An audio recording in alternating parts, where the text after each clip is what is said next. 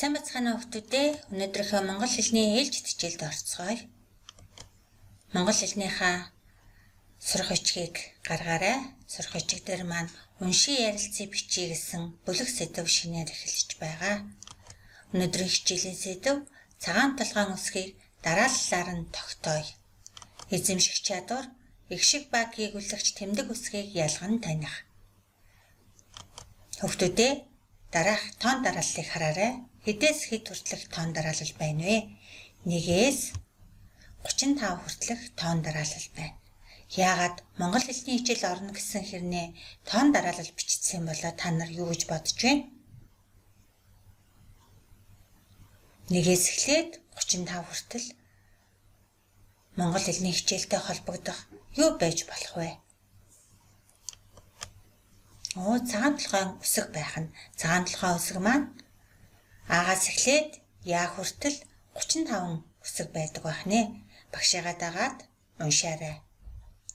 А, Б, В, Г, Д, Е, Ё, Ж, З, И, хагас И, К, Л, М, Н, А, О, П, Р, С, Т, Ö, У, Ф, Х, Ц, Ч, Иш, Ишчэ, хатуугийн тэмдэг, Уй, зөөлний тэмдэг, Ю, Я гэсэн агаас я хүртэлх дистралсан 35 үсэг байдаг байна.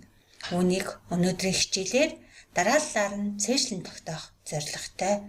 Хүүхдүүдээ 35 үсгээ ажиглан сайн хараарай. Энэ дотроос хагас И, хатуугийн тэмдэг, Уй, зөөлний тэмдэг гэсэн үсгүүдэд том үсэг байхгүй байна. Яагаад вэ хүүхдүүдээ? Хагас И маань урт их шиг буюу хос их шиг бүтээхэд ордог туслах их шиг. Өгүүлбэрийн эхний үгийн эхний үсэг нь хагас И ордоггүй, хатуугийн тэмдэг ордоггүй, Уй ордоггүй, зөөлний тэмдэг ордоггүй. Уй их шиг маань урт их шиг тооцогддог, эр үгэнд бичигддэг. За хатуугийн тэмдэг, зөөлний тэмдэг хоёр маань хатуугийн тэмдэг нь тусгаарлах үүргээр эр үгэнд ордог, зөөлний тэмдэг нь гэгүүлэгч үсгийг зөөлрүүлэх үүрэгтэйгээр бас эм үгэнд тусгаарлах үүргээр ордог үсгүүд байгаа. Хүүхдүүдээ дараах дууг даган дуул цагаан толгой үсгийнхаа дистралсан дарааллыг мэдэж аваарай. Цээжлээрэй.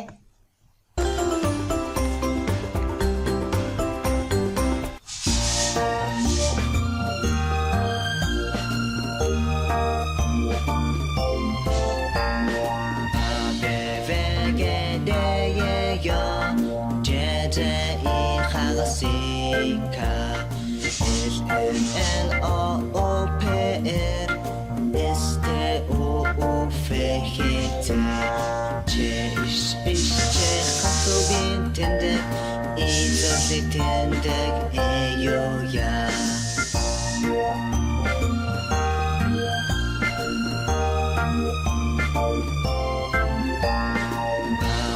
бэвэгэдэё джэдэ И хагасика LMNOOPR STOOFHT Ч хатуугийн тэмдэг зөөлний тэмдэг эёя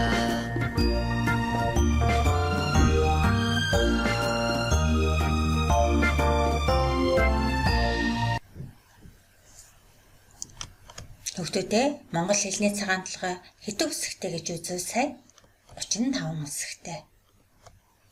Энд ямар үсгүүдийг нь ялгаж бичсэн байна багш нь? Их шиг үсгүүдийг нь ялган бичсэн байна. Одоо бүгдээрээ их шиг үсгэн дээр ярилццгаая. А, О, Ö, Э, О, У, И, Я, Ё, ю, уй, е, хагас. Хамгийн ихний мөрөнд бичигдсэн а, о, у, э, о, у, и ихшгүүд нь үндэстэн 7 ихшиг гэж нэрлэгддэг. Дараа нь бичигдсэн я, ё, уй, ю, е, хагасын ихшгүүд нь туслах 6 ихшиг гэдэг. Эндээс ингээд харахаар нь монгол хэлний ихшиг үсэг нь хэд байдаг байх нь хүүхдүүдээ 7-6 нийлээд 13 ихшиг үсэг байдаг байх нь. Энэ дотроос а, о, у ямар ихшиг вэ хүүхдүүдээ? Э, о, у нь ямар ихшиг вэ? Та нар мэдж байгаа шүү дээ. И ихшиг нь ямар ихшиг вэ? А, о, у эр ихшиг. Эр ихшиг орсон үгийг эр үг гэнэ. Э, о, у нь эм ихшиг. Эм ихшиг орсон үгийг эм үг гэнэ. И ихшиг нь сармаг ихшиг. Яагаад вүлээ? Эр үгэндэж ордог, эм үгэндэж ордог болохоор сармаг ихшиг гэж нэрлэдэг. Я, ё, уй эр ихшиг тооцогддог. Уй маань эр үгэнд дагаж ордог ихшиг байгаа. За тэгвэл е хагасыг багш нь эм ихшиг рүү оруулсан. Яагаад вүлээ? Эм ихшигэнд бол эм үгийн уртыг бүтээж ордог учраас ег дагаж ордог гэсэн үг. За юуг болохоор зэрэг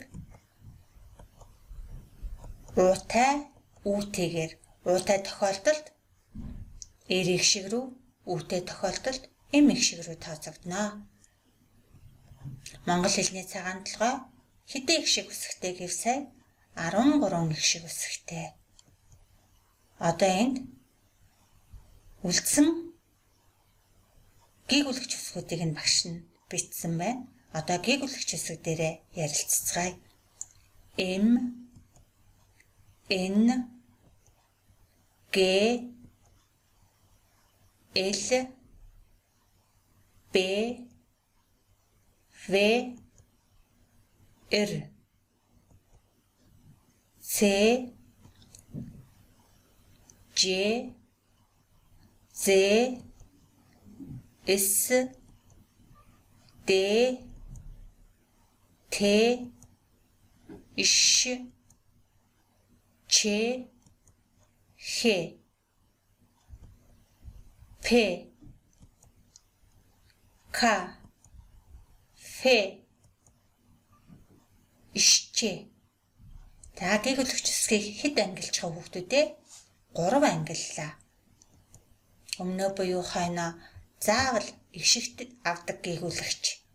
Энэ ихэнд нь байгаа М, Н, Г, Л, Б, В, Р гэсэн энэ 7 гэгүүлэгч өмнөө буюу хойноо заавал ихшиг авдаг гэгүүлэгч. Заавал ихшиг авдаг гэгүүлэгчийг ихшигт гэгүүлэгч гэж нэрлэдэг. Дараа нь бичигдсэн 9 гэгүүлэгч маань заримдаа ихшиг авдаг, заримдаа ихшиг авдаггүй гэгүүлэгч. Эдгээр С, Ж, З, С, Д, Т, Ш, Ч, Х гэсэн 9 гэгүүлэгчийг заримдаг гэгүүлэгч гэдэг.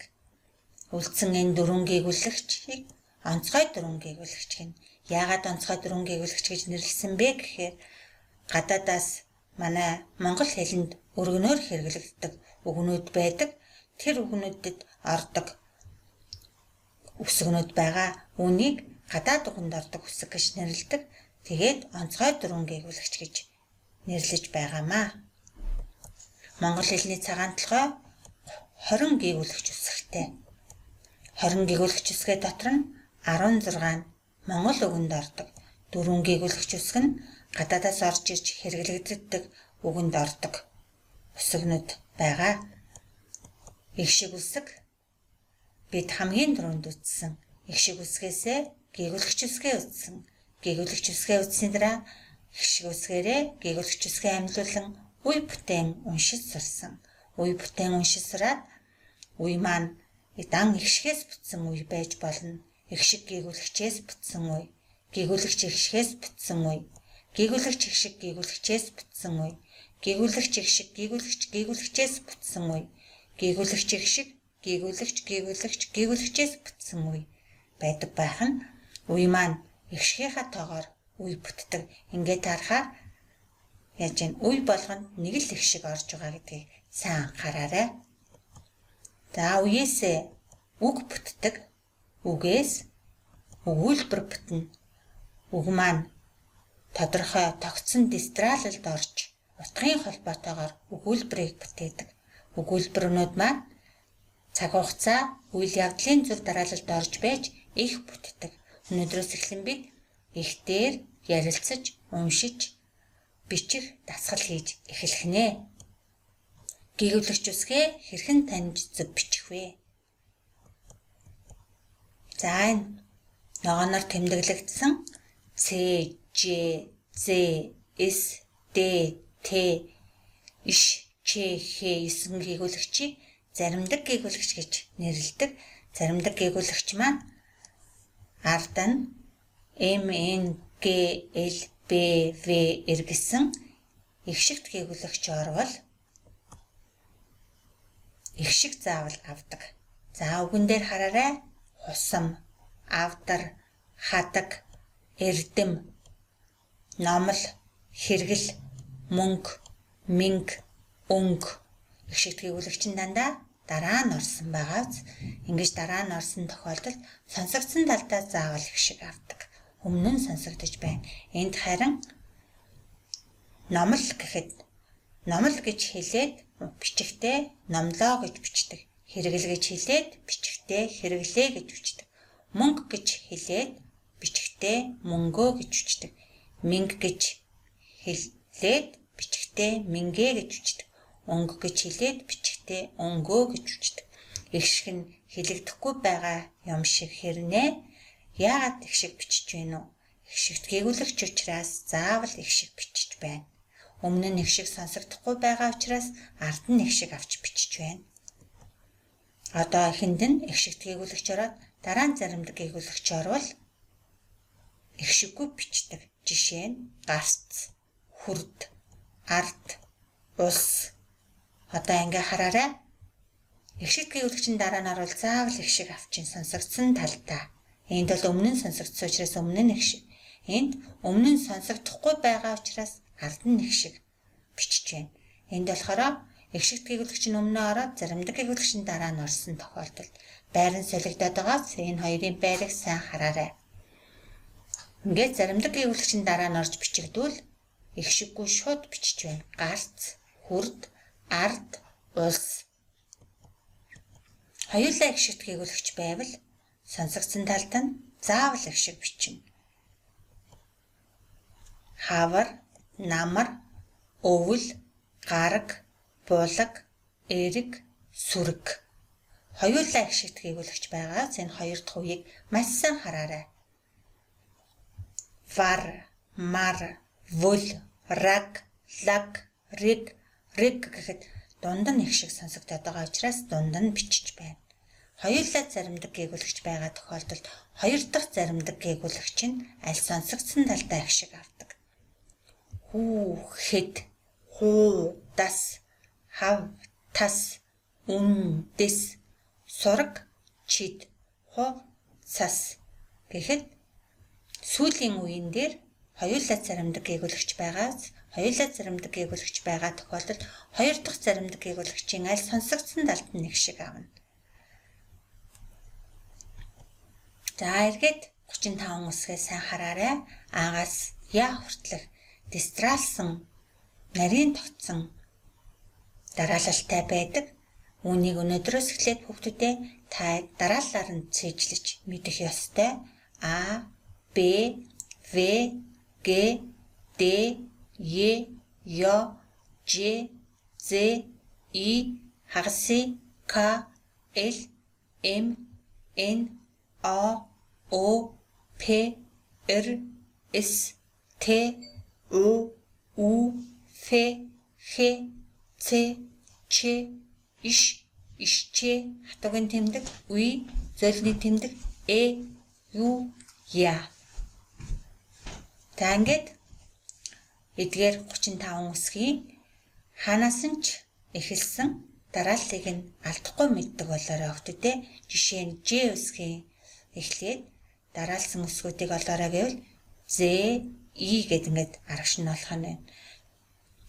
И ихшгийн хөрш үсгүүдийг нэрлээрэй гэвэл З, хагас И.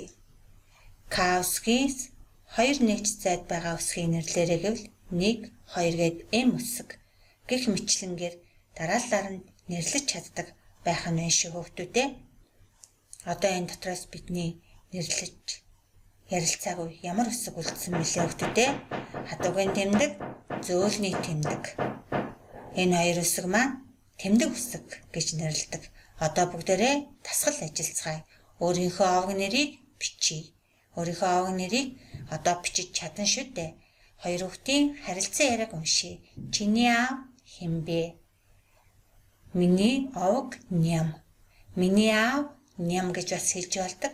Миний овог Ням гэж хэлж болдог. Хинээр овоглон тэр овгоо бичдэг байхна. Чиний нэр хэн бэ? Миний нэр Маргад. Чиний гэсэн асуултанд миний гэж хариулж байна. Хэн бэ гэвэл хэн гэсэн асуултанд Маргад Ням гэсэн хүний нэр хариулагдаж байна. Одоо хүүхдүүдээ өөрийнхөө овог нэрийг дэвтэртээ цэвэр сайхан бичээрэй.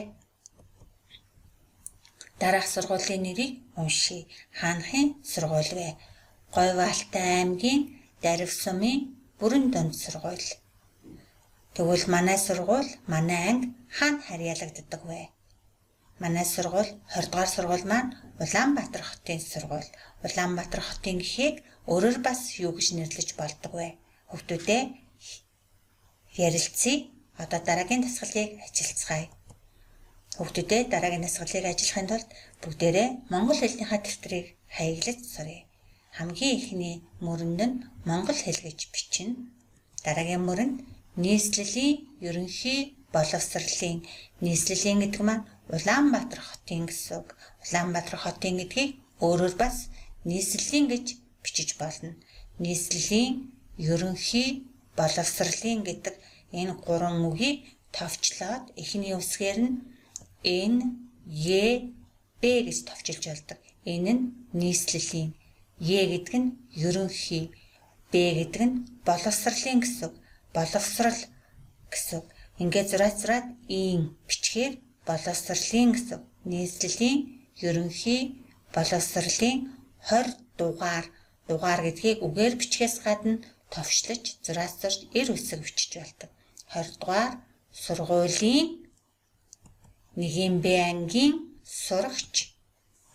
Овгийн эхний үсгээ бичээд нэрээ бичээрэй. Ингээд дэвтэр хаяглахад хамгийн эхний дээдлийн мөрөнд монгол хэл, хоёр дахь мөрөнд аль сургуулийн гэдгээ бичнэ, гурав дахь мөрөнд аль анги гэдгээ бичнэ. Ингээд дөрөв дэх мөрөнд өөрийнхөө овог нэрийг бичдэг байхна. Овог нэрийг овгийн бүтнээр бичихгүй, овгийн эхний үсгийг бичдэг байх нь шүү хүүхдүүдээ. Гэрийн даалгаварт 35 үсгээ дарааллаар нь цээжлээрэй. 35 үсгээ ангиллаар нь цээжлээрэй. Ангиллал гэж юу хэлж байгаа вэ? Ихшигт гээгүүлэгч заримдаг гээгүүлэгчийг нь сайн мэддэг болоорой. Яагаад вэ? Ихшигт гээгүүлэгч заримдаг гээгүүлэгчээ сайн мэддэг тохиолдолд зөв бичиж чаддаг болно. Баяртай хүүхдүүдээ.